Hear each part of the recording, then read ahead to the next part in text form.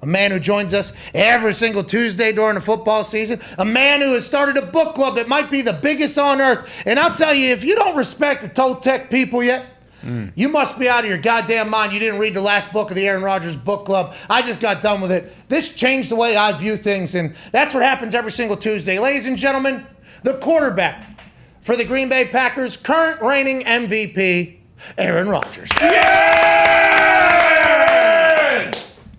I can't wait to hear the cliff notes you got from Connor on this. Well, it's interesting you say that because Connor actually just finished Ram Dass's Be Here Now, the entirety of that thing. And he said that I need to look into it because there's some, really cool stuff that he's dove into. So this one was all me, wasn't it? That's right. This one was all me. And to be honest, when we broke down the cover, we decided that it was a indica, then a hybrid, then a sativa, and then there's a little bit of rubber shake down here on the end. And I think this one was fantastic. We'll dive into the book club later, Aaron. Thank you for joining us. You look incredibly happy. What a heart-racing game that was in Cincinnati. Did you talk to Mason during the game, after the game? How has that gone with old buddy who's a legend in his own right about a rough day?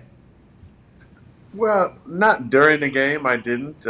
We sit next to each other. I mean, he sits behind me on the plane, and I sit behind him on the bus. Our lockers are almost always next to each other, so we always have conversation. There's not a whole lot to say. I mean, you've been around kickers most of your life. There's not a whole lot to say in those moments. I did want to look him in the eye before the last one and just say, "Hey, you're a great fucking kicker. Go make this, all right? You got this." But I did, I said it after the game, I did ask our special teams coach, Mo Drayton, who I love, and I know you talked about him as well. He's such a great, energetic guy, great speaker, phenomenal storyteller. And I saw a clip you had said, well, what's he supposed to say? In that moment. I asked him, is Mason going to make it? What's he supposed to say? When you look somebody in the eyes, you can figure out if it's telling you the truth or not. And I knew that Mo was confident, and I felt confident that Mace was going to make it. We had a lot of time to think about it as well. With, I hit Cobby, there was an injury, there was a measurement, a review. That gave us plenty of time to kind of talk all these things out. And I personally wish we would have maybe had a play on third down after Dre picked that ball off with 3rd and 15 to kind of get us a little closer. 40-yard field goal is no gimme. For an NFL kicker, it's high percentage, but 3rd and 15, give me and Tay another chance to move the ball a little closer and give Mason even a closer field goal. I think would have been a good spot. But hey, look, we made it exciting. They missed a couple, we missed a few, and in the end, all was well that ended well. Just give me and Tay another chance. It doesn't matter. I mean, it seems like that at this point, by the way. It is awesome to watch you two. We'll dive into it. I'm sorry. Go ahead, AJ. Hey, what was it like slugging it out with Joe Burrow? That dude obviously is very tough. And how much did you get to watch? Like when you're on the sidelines and you're not throwing Microsoft Surface pads because you're mad at something, like do you get to watch the game in the opposing offense? I haven't done that in a while. Okay? Yeah, not on camera, yeah. Oh. I haven't done that in a while. I've been very respectful of the technology on the sideline. I will, kick a bench every now and then, or angrily slam my helmet lightly, just because there's a lot of stuff, expensive stuff in there. You don't want to, come rattling around too much. But Joe Burrow, yeah, I enjoyed watching him in college. He had a hell of a year the last year. I really enjoyed how much them winning allowed us to hear Coach O and his mastery of the English language. I enjoy his dialect and the way that he talks. It's pretty amazing. Go Tigers! Go Tigers! Yeah. Go Tigers. I said that on ESPN one time, and ESPN got a letter from the PR person asking why I was mocking the way he was speaking. He was like, no, I was honoring the way that guy. Homage. Hey, go Tigers, right there. Right there. He's a barker. He's got quite the pronunciations, even, comparatively to a guy like yourself from Pittsburgh. You guys have a hard time talking sometimes, but I think I can understand Pittsburghese a lot better than than Coach O most of the time. But all this to say, I'm a Joe Burrow fan. I enjoy the way he goes about his business. I enjoy the way he plays with confidence. I will tell you the thing that I told him which I've told other quarterbacks from time to time, slide. Yeah. Slide. I said you're too damn talented. You got so much in front of you to accomplish in this league. Just sometimes you got to slide. I would have said the same thing to Andrew. Andrew initially got hurt in Indy, being Superman and running guys over and stuff. Like, the only guy who I've told to slide who really didn't need to hear it and still doesn't is the guy that was playing last night, because he's so damn fast and talented and strong running the ball, man. You could keep running like that for a lot of years, Lamar. You don't need to slide. But everybody else, just slide every now and then. We talk about take on a bunch of guys. Hey, we talk about this with Carson Wentz. The guy sprained both of his ankles in one play, okay? And I wasn't like a Philadelphia Eagles fan, so I never watched him as much as I do now whenever he's in Indianapolis. And I got a chance to share, obviously, the locker room with Andrew Luck when people were trying to tell him the same thing that you were echoing to him about sliding. And Andrew... It felt like Andrew had it made up in his mind that he'd be disrespecting football if he quit on plays or something. Like that's not how football is played, basically, is how he viewed everything. I think Carson's the same way. Joey Burrow seems to have a very similar mindset. I mean, he dove, nosedive, got twisted into the ground, and then he got back up and threw a dime 5 minutes later, and people were like, no, Joey likes getting hit. It wakes him up. I'm like, God, well, let's keep him around a little bit. That's hard to do, I think. Did you ever have any of those moments, or have you always been very smart with your body whenever you're young? Because you move a lot more than people give you credit, obviously. But did you ever take any big shots and learn, or has this always been the way you are? I definitely took some big shots. I remember specifically in 2008, I was running on the sidelines, and I thought that I was going to be getting out of bounds before Julius Peppers drilled me, and it was simultaneous-ish. He got called for a 15-yarder for a late hit out of bounds, but it was really close. I think if I hadn't been a quarterback, they probably wouldn't have thrown it. But I've taken some big shots. I took on Urlacher and Briggs on a third down one time where I got lucky enough to close my eyes and somehow split them for a first down. But not many of those. You're just not going to survive those, comfortably over and over and over. Some guys, can obviously more gifted physically, like Lamar and some of these guys, can run away from those guys and run around those guys. And I remember playing against Cap in 2012 playoffs. He rushed for 170 yards, and I don't think he got touched really the entire game. Otherwise, from sliding or running the end zone or running out of bounds, I don't think we got his jersey dirty at all. So some guys can do it, but I think for a lot of us, it's just smarter many times to just slide. And we all, I understand what Andrew was saying and Carson was saying. You feel like you're a part of it when you're taking a shot, and you got your pads on for a reason. And some of the rules, they're giving penalties out for hits that aren't really that damaging, or brutal. Look, I had one last week. I don't know what the penalty was for. I didn't feel like I got. I think it was TJ. What? I don't feel like it was a bad hit or overly rough hit. I was surprised there was a penalty. And I'm not begging for those type of penalties. If you get drilled in the head, yeah, of course. That's probably a penalty.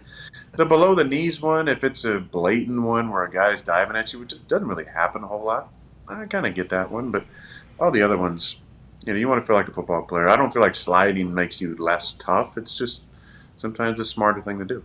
Agreed. Excuse me. So sorry to interrupt. Hey! Did you know at the age of 30, your testosterone levels start dropping 1% per year? Wow! That means you're gonna get fatter, more tired, and lose the strength that you once had. But no worries, our friends at Roman have the perfect product for you, so you can get back to banging weights, banging humans, and living your best life. $15 off right now. Get Roman.com/USA. Back to the action. Hey, it's Bears week, and I think Zito and Ty actually might be in the stands for this game. Now, I know Bears week's a big deal around there in Green Bay. When I was there with Mike McCarthy, he'd do a good job of showing videos and talking about the rivalry, blood ball emphasis, all these things that really helped us understand what that week meant. Have you guys already begun that, or does that all start tomorrow morning with LaFleur? I just love how you can keep a straight face through going through that question, because you and I know how loaded that question is, and Oh, there's so many layers to that. It's very beautiful. He's got a Chuck Berry shirt on, Aaron. I mean, look at the guy. Aaron plays the guitar. He gets it. Yeah, me too. What do you say? Guitar? Yeah. We'll sing about Bears Week. We'll sing about Bears Week in Blood Bowl. Yeah. All right. Blood Bowl emphasis, man. There were some good signs. Mike always had some good signs he'd put up around the facility for sure. Bears Week, it doesn't take long to figure out how important that is to both fan bases around here. It's little Green Bay against big Chicago going back to 1919, And little Green Bay over my time, and really the Favre to me time. I think when Favre got the mantle, we were, I don't know, maybe 15 or 20 back in the standings-ish. And I'm happy to say we're up in the all-time standings. Hell yeah! I know, Ty's looking good today. I know that is tough. Well, the thing I find cool about the rivalry, obviously you got two iconic stadiums in Lambeau and Soldier Field, great venues to play. We've had some phenomenal games over the years, but when especially Chicago, they've had a few more coaching changes than we have over the last 17 years or so. But most of the coaches that come in, they always say, one of the main goals is to beat Green Bay. And that's how special the rivalry is, because people know, it's for the last, 14, it's going to be how you play against Green Bay is going to determine what happens in the North. And there's been some bad blood over the years with Chicago. There's been some more cordial games. I'd say that they're playing well. They're 3-2. They've won a couple in a row. Their defense is playing really well. Robert's having a good season. Obviously, Mac is still one of the top players in the league. Akeem Hicks, our old buddy, is an absolute stud inside. He's a space eater. They got a couple great linebackers, real good on the back end. It's always going to be a fun week. It's always a great test. I love playing in Soldier Field. I have a lot of respect for those sports fans in Chicago. They're great fans. Thank you. We've had some rivalries over the years. I'm not asking them to like me at all, but I do appreciate the rivalry for sure. Aaron to Chicago potentially with how he just said he likes sports fans. If Justin Fields, Justin Fields is a stud. Fields mania, obviously. But to your point about Chicago and Green Bay being a massive ordeal in the building, Chuck Pagano is on record as saying he retired because he didn't want to fucking play you anymore. Literally, he said, I'm out of here. I've been around a long time. I don't want to have to prepare for this guy 2 times a year. And I assume that's Green Bay as a whole, but you've obviously added into that. I took some notes from the game on Sunday before we get to Chicago. Is that okay? Yeah, please. Can't wait. All right. I'm obviously at sea level when I'm writing these down. Ball broke up on pick. Does it just slip out of your hand? Was it an obvious duck? What's that ball process like, finding out what did you get a bad ball in there on that pick? Did it slip out of your hands? It looked like it broke up a little bit. I saw you were pissed off. How'd that happen? This will go in order of the game. They tried to trip you again, by the way. That happened, and then the pick happened. So there's my 2 notes. Yeah, I have a nice Charlie horse on my quad from that. I'm hoping third time's a charm. I've been tripped the last 2 weeks, no calls. Hoping the third time is the charm. I don't know if they thought, the first one was so blatant. This one was a little less blatant. Maybe they cancel each other out. Hendrickson put that big leg out there. It was like a gate out there. I mean, there wasn't even a thought of that being a call either, I don't think, by the commentators or the refs. Yeah, I think the one thing that you might not have seen on TV, and sometimes this gets kind of lost in the broadcast, is the wind. And the wind was significant. Yeah. Definitely for both field goal kickers and throwing it. So when we were going, which probably would have been left to right on the screen, but right to left from our sidelines, the wind was blowing hard towards the Cincinnati sideline and from the open end.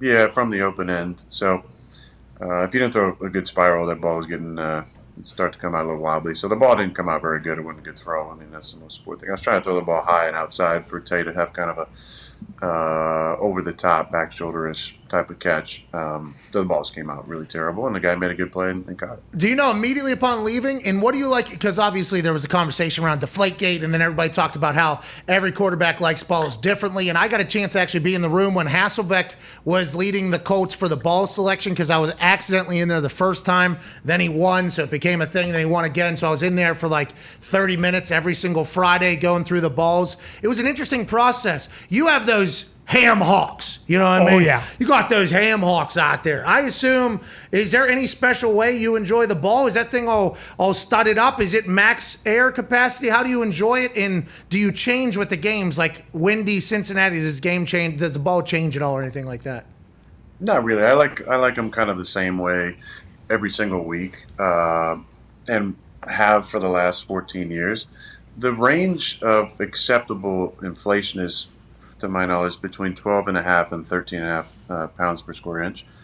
So I like mine in the 13 to 13.5 range, just because I like a ball that's inflated on that end rather than on the lower end. This came into, and I'm glad you asked that question because I love kind of rebutting narratives that are incredibly false. Love this show. There was a narrative used during the Brady Deflategate that I like the footballs overinflated. And this came from a comment that Phil Simms said live on air. And this is what happened. We had a production meeting with CBS crew, and Phil Simms said, in the wintertime, do you intentionally deflate the balls to get a better grip on the footballs? And I was kind of taken aback by the question. I said, no. I said, I can't throw a flat ball. I said, I don't know what other guys like to do, but I can't throw a flat ball. I have big hands and a strong grip pressure. No big deal. So I would rather, if there was an issue, I'd rather have a ball, overinflated like a kicker ball than underinflated. I can't throw a flat ball. I said, and then I went through. I said, look, I know what the range of acceptable ability is, and I like it, between 13 and 13.5 psi. That's kind of my sweet spot. Then he goes on air and says that I like the footballs overinflated. So I'm grateful that you asked me that, because here we are years later, and I finally get to once again take down this ridiculous narrative that started with a bizarre question, in my opinion, about deflating footballs intentionally and when it gets cold from Phil Simms, which I rebutted in the production meeting. Then he decided to tell this story on national TV. If it means anything, I think whenever I was at sea level watching the pick in that windy game, I recalled it being said that you liked an overinflated ball. So I believe I'm happy we got a chance to get there, because my first thought was you like a super pumped up ball, probably because what old Phil Simms says. Let's go back to the notes here. Well, again, you can't even throw a ball that's overinflated, because the referees,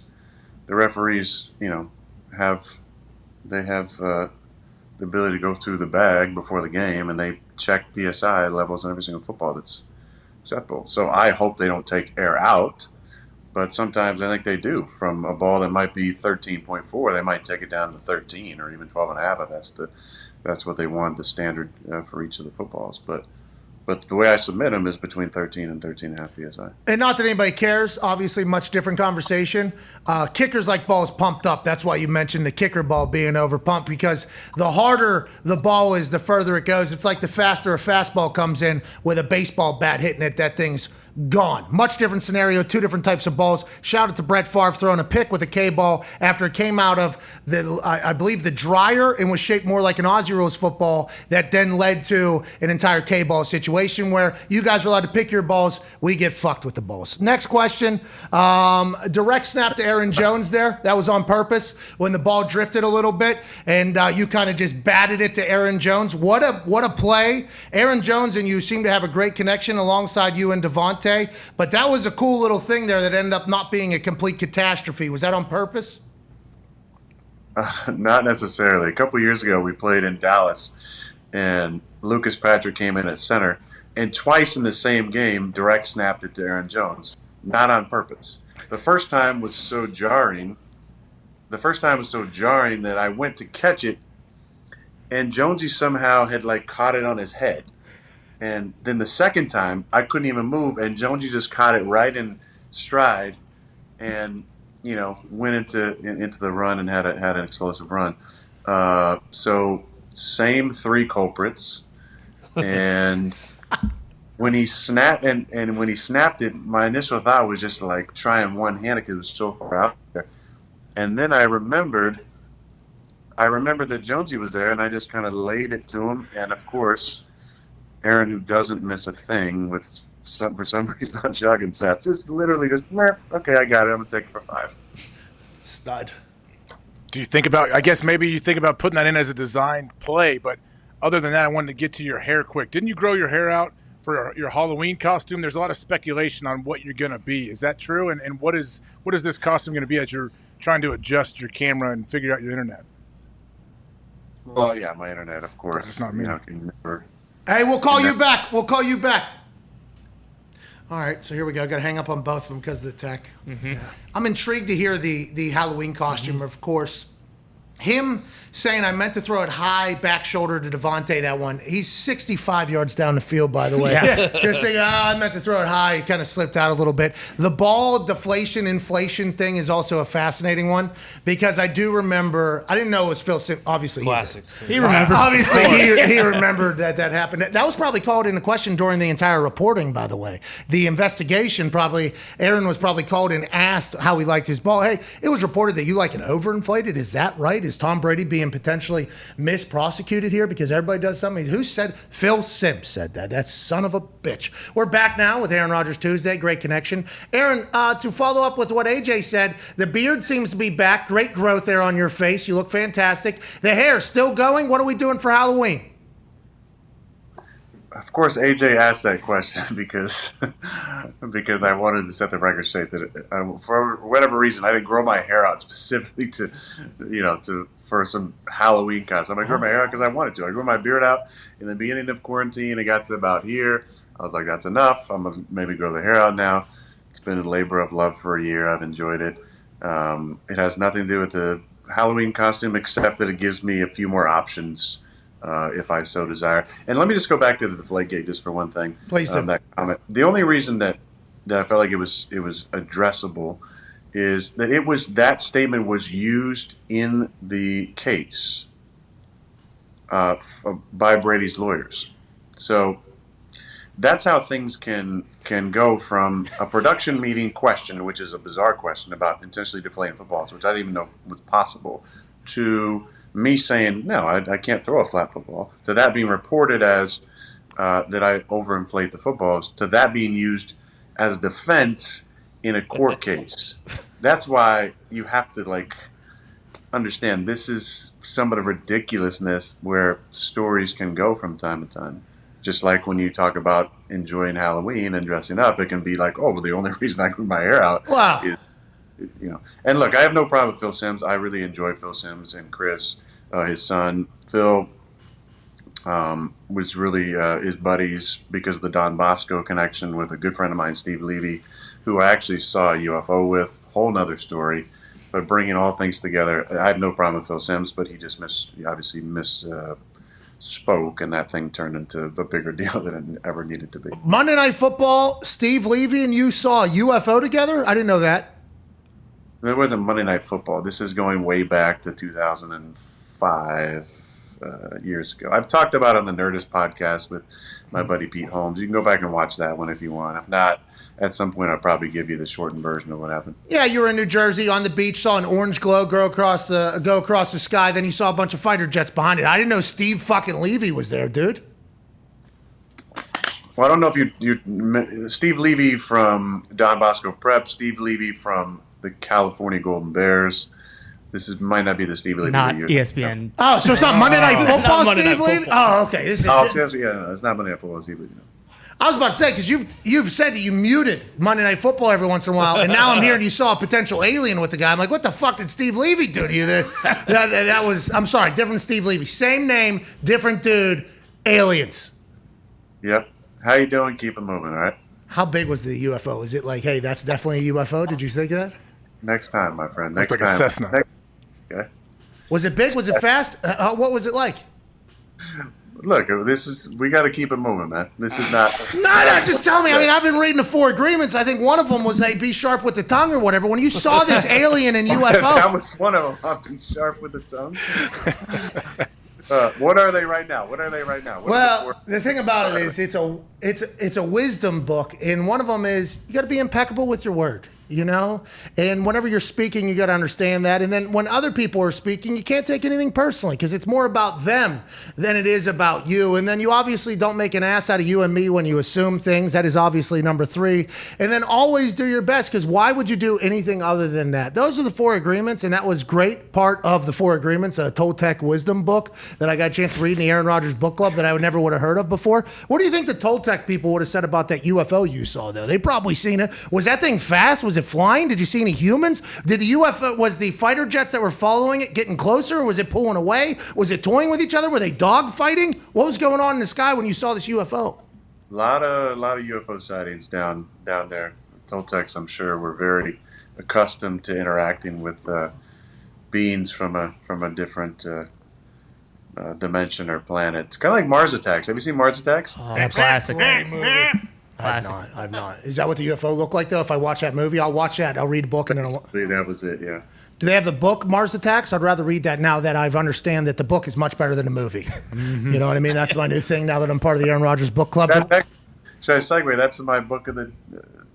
Mars Attacks? You don't have it? You don't have it? Attacks. Hey, yeah. last question about the game here. You talked about you and Cobby having a great connection. That 3rd and 16 in overtime was unbelievable. And here we are the last couple weeks seeing Randall Cobb kind of come into his own in the offense, getting more targets, more plays. We saw some frustration out of you maybe with some younger wide receivers for things that are going on the field.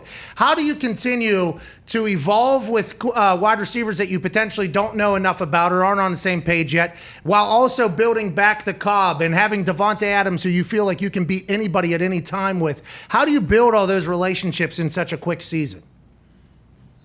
Well, just it's being intentional about those moments where you can say things that are going to resonate with them, both on a confidence standpoint or a friendship standpoint or a schematic standpoint. You want those guys to be fully themselves, fully comfortable, fully confident, and then very reactive in the game to what's going on. Things happen very quickly, and the checks are quick, the adjustments are quick, the responsibilities in those moments, they have to be on point. And that's when the frustration comes in, when there's things that we've talked about that don't get figured out the right way in the game. That's where the frustration, I think, comes in. But look, we're winning right now without a lot of guys, that we counted on early in the season. So I'm really proud of those guys stepping in. I would like to highlight the offensive line. I don't think we've done that enough in any of my press conferences. Shout out. So just to think about, Yash Neishman playing left tackle, and if you missed it, you might want to go back and check his robot out.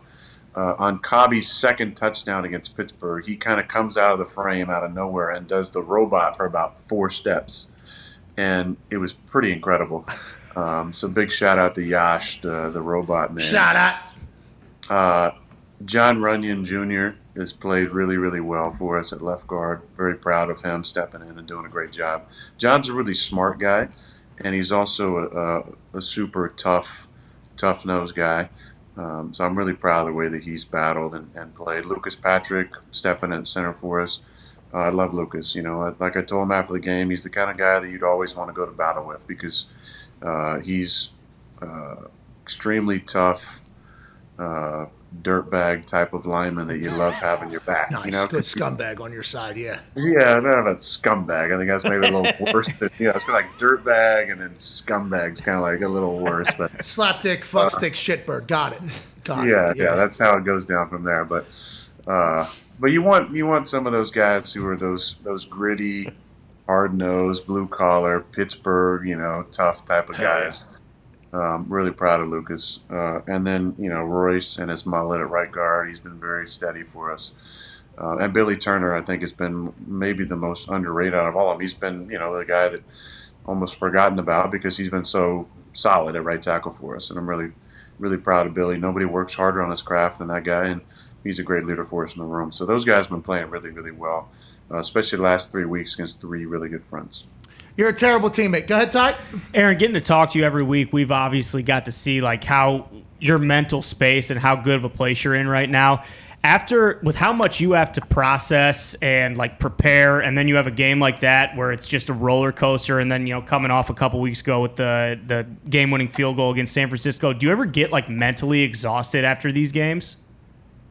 Yeah, for sure, 100%. I mean, mentally and physically, I think that was one of the most exhausting games that we've had in a while. Now, we haven't had a 1 o'clock Eastern, that noon Central time slot for a while, which is great, which means that, people want to see us playing in the more primetime spots. But as a player, Pat, Age, you know this, the noon Central games are the best games because you get in early, you get to the stadium, you play it, and then you get to go home. Even if you're on the road. I mean, I was home by the time before the Sunday night game kicked off. So those are your favorite games to play in. But it's a different type of mentality and energetic flow, getting up earlier and getting that thing going.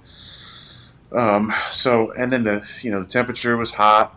The field being, that artificial surface was a little hotter. So playing 5 quarters, physically very draining, I think, for all of us. Mentally, to go through the ups and downs of that game where we think we've won it multiple times, had many chances to win that thing. And then also thinking at some point we might lose it a couple times, and then lined up for a 57-yarder and a 50-yarder.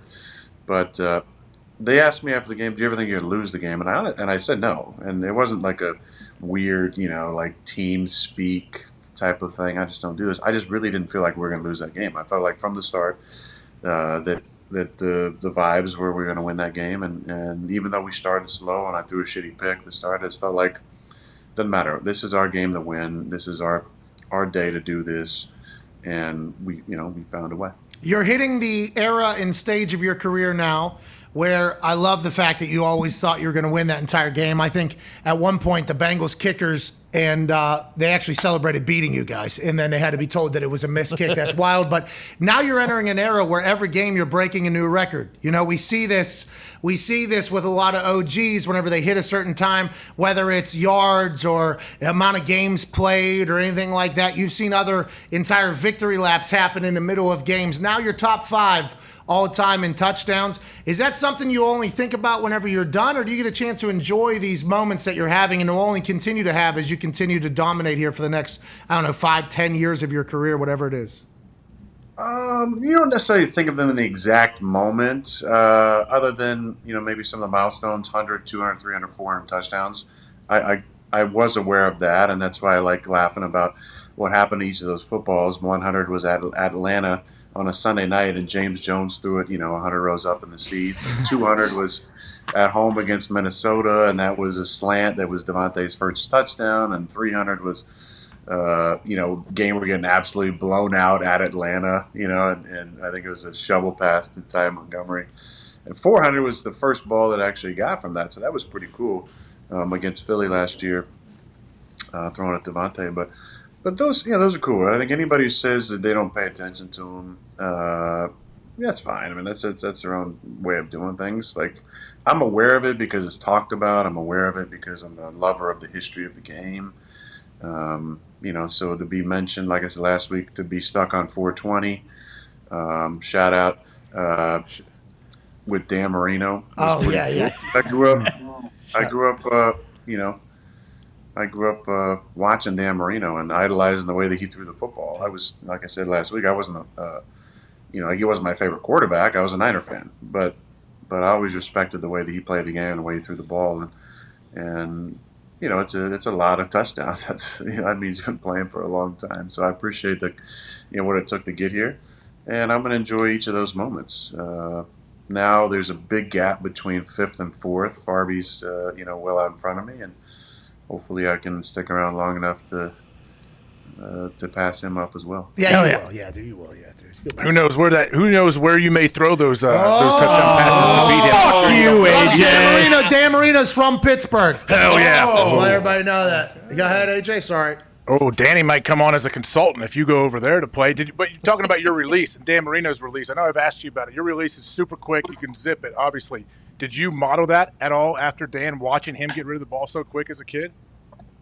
No, I didn't model it after really anybody. I dreamt about being, Montana throwing to Rice and John Taylor and Brent Jones and Tom Rathman playing out in the street at night. I didn't think about, having a quick release. It just kind of always came. I was, a good thrower of the baseball. That's what I played leading up to 8th grade when I played football for the first time. I think fundamentally, if you have good fundamentals, you're always going to have some sort of a quick release. I'm thankful for the guys I've worked with over the years who helped me on my throwing style, from Rick Pitzker to Ron Souza to Ron Odell, Of course. George Cortez, and Shout out. and Jeff Tedford and Jeff Jordan. Some great coaches over the years, but Sterling Jackson and Craig Rigsby as well, my head coaches during those times. Of course. Give them shout outs too. But it comes down to personal ways of throwing, and not having any wasted movement was something I always tried to work on. Now, that was tested when I went to Cal, because when I threw at Butte College, I held the ball the way I hold it now. When I went to Cal, that ball was up on the shelf. Coach Tedford said they want that thing way up there all the time. So that was actually, I think, the best thing that happened for my release, because in order to throw it from there without any momentum of bringing the ball kind of back or up, you have to really have a strong arm. And that was good for my release, even quickening it up even more, probably having the ball on the shelf. Do you ever have a bad day throwing at this stage? No. Not really. I don't know even what a bad day would be. I mean, it's how many missed throws is a bad day? Like, I had a shitty throw spiral wise on the pick, and other than that, I threw the ball pretty much where I wanted to the most of the game. I think that usually happens. There's some things that can get in the way. I mean, look, I missed the throw. I missed one other throw. We had the ball late in the game, 22-all, and made an adjustment. We kind of screwed it up front, and I had Devontae run the corner out, and I missed him by, I don't know. It was one of those throws where you feel like you're about to get rocked, and so you think that getting rocked by DJ Reader is going to take off a certain amount of steam, so you almost throw a little bit harder. The ball kind of came out before I got totally rocked, so totally missed a throw. That was a shitty throw. So I had for sure two shitty throws in the game. Yeah, you stink, dude. That's usually how it goes. You said, I love that. I absolutely love that, because that's what it looks like when you're throwing it into the net at practice and in games. It looks like you can just put it wherever you want. That's years and years and years of honing that skill. It's fantastic to watch. Before we let you go, and before we dive into the book club announcement, there is something happening in the NFL right now that is obviously massive in the real world, not just in the NFL. And I think somebody who's been around the NFL as long as you, just like I had this thought in AJ, the NFL locker room is such a beautiful place because it's such a collection of backgrounds and people that are vastly different from maybe you are. So the things that were being said by Gruden in those emails makes no sense to me for the culture that is the NFL. Do you have any thoughts on that whole situation and how we go forward, anything like that, Aaron? Yeah, I mean, I think that it's going to come out. The truth is going to come out. That's one thing for sure. I think we have to leave space for people to grow and change and better themselves. But I think there are opinions that just don't belong in the game. And I can say with real honesty and pride that I don't feel like those are opinions that are shared by players. I feel like in the locker room it's a close-knit group of guys, and we don't treat people differently based on the way that they talk, where they're from, what they're into, what they look like, and I'm proud of that. I feel like that's the most important thing to being leaders, to being connected as a team is respect and love and connection and really seeing people. And I know that there's probably opinions similar to that, but I feel like they're few and far between. I really do. I feel like the player and the coach of today is a more empathetic, advanced, progressive, loving, connected type of person. And I'm proud of the locker room that we have and the way that we talk, because people come from different backgrounds. They have different opinions about everything from politics to raising a family. And the locker room allows you the opportunity to have some incredible conversations and to see where people are coming from and to hear and listen and hear a new perspective. That to me is the best way to grow and to learn and to change and to better yourself. Is not to live in an echo chamber where you are constantly hearing the same stuff that emblazons your opinion, that confirmation bias that we know exists on social media that keeps feeding you the same type of content.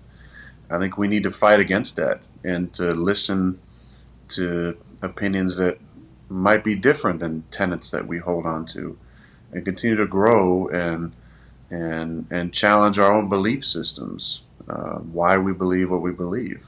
Questioning things is the only way to grow. That's why I said at the end of last year, question everything. That's the way you grow, is by learning about why you believe what you believe, and then testing the things that are important to you from a knowledge standpoint, from a personal standpoint, so you can better yourself, and learning about people who look different than you, who are from different places from you, who speak different from you, is the only way to truly understand. And when you understand people on a deeper level, then you can grow and change. And I think that's what we need to continue to promote in our league, is understanding and listening. I think that, like I said, we need to allow people to grow and change, but those opinions, don't have a place in the game. And, it was surprising to see that thing went so quickly. Yes. But I think that was probably the best decision for all parties involved. And hopefully we can all, as a league, learn and grow from this. And hopefully it puts people on notice who have some of those same opinions. Like, hey, man, it's time to grow and evolve and change and connect. And that shit doesn't fly. And learn about people. Hell yeah. Basically what you just talked about is learning about people that aren't like you. It's a huge deal. It helps out with empathy. I hope we continue to do that. Speaking of learning and becoming a better person, there is one. We appreciate you speaking on that, by the way, Aaron. Anyway. That was awesome. That was really cool. You could have dodged it. Obviously, you chose not to. It's very nice of you, the MVP of the league, a great representative of the league, and a man who has a book club that is hot in the streets. Oh, yeah. Ladies and gentlemen, it is time for the 6th installment, the 6th book chosen for the Aaron Rodgers Book Club. Drum roll, please. First, it was The Alchemist by Paulo Coelho. Then, Where Men Win Glory about Pat Tillman and Jonathan Crocker. The Giver made its appearance. Be Here Now with Ram Dass. And this past week, it was an absolute dream and a joy to read about the 4 Agreements by Don Miguel Ruiz about the Toltec people. Week 6, Aaron Rodgers Book Club book is You Are the Universe. Of course I am. Of course I am. This is a super dense book. I just finished reading it. It's called You Are the Universe by Deepak Chopra and Manas Kafatos. I don't want to butcher his last name. I apologize if I did. You just did. That's his PhD, and Deepak Chopra is obviously a very famous doctor. And this is New York Times bestseller. It's a dense book. It's got some crazy concepts. I ain't gonna read it. There are a couple brilliant minds. It's a longer book, I think, than some of the ones I've. No way. Yeah, but it's not. It's under 300 pages. You can read it in a week for sure. Okay. But, Here we go. You Are the Universe. The tagline is Discovering Your Cosmic Self and Why It Matters. Oh my, I can't wait to get cosmic with that. Yeah. 298 pages of greatness. I am the universe. You are the universe. You are the man. Thank you so much for joining us, Aaron. Thank you, guys, and can't wait to talk next week. Hey, is it Tuesday yet, dude? Oh yeah, let me are we gonna play something today or what? Hey, what do you need me to be? Play some Kid Rock. This fucking guy. Come on! Shame. I thought we were the universe. Let's get to a break. We have to. We powered through that. That was a very long conversation.